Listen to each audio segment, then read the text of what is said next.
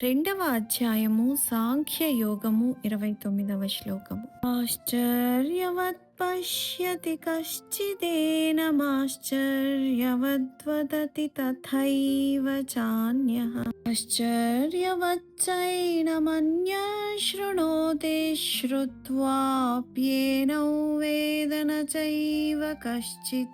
తాత్పర్యము: ఎవరో ఒక మహాపురుషుడు మాత్రమే దీనిని అనగా ఈ ఆత్మను ఆశ్చర్యకరమైన దానిగా చూచును. మరి ఒక మహాత్ముడు దీని తత్వమును ఆశ్చర్యకరముగా వర్ణించును. వేరొక పురుషుడు దీనిని ఆశ్చర్యకరమైన దానినిగా వినును. ఆ విన్నవారిలో కూడా కొందరు దీనిని గూర్చి ఏమీయూ ఎరుగరు. వివరణ: కొందరు ఈ ఆత్మ గురించి కొంత తెలుసుకొని ఆశ్చర్యచకితులవుతూ ఉంటారు. కొందరు ఆశ్చర్యకరమైనదిగా చెబుతూ ఉంటారు. మరికొందరు ఆశ్చర్యకరమైనదిగా వింటూ ఉంటారు. కానీ వాళ్ళు దీని గురించి పూర్తిగా తెలుసుకోకుండా ఏదో ఒకటి చెబుతూ ఉంటారు. వీళ్ళు ఆత్మజ్ఞానం తెలుసుకోవడానికి కొంతవరకు ప్రయత్నించి పూర్తిగా సఫలీకృతులు కాలేరు.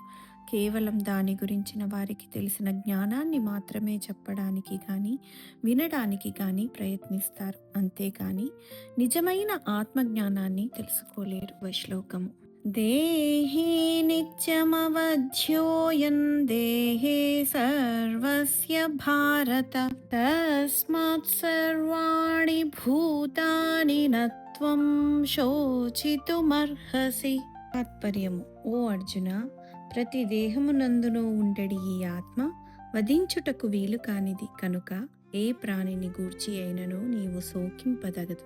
వివరణ: శరీరము అశాశ్వతమైనదని ముందు మనం తెలుసుకోవాలి. అప్పుడే మనకు ఆత్మజ్ఞానం తెలుసుకోవడానికి మార్గం ఏర్పడుతుంది. ఈ శరీరము కేవలం మనం కొంత సమయ వ్యవధిలో మాత్రమే చూసి వెళ్ళడానికి సృష్టించబడింది. ఆ సమయంలోనే మనం చెయ్యాల్సిన పనులను భగవంతుడు నిర్దేశించాడు.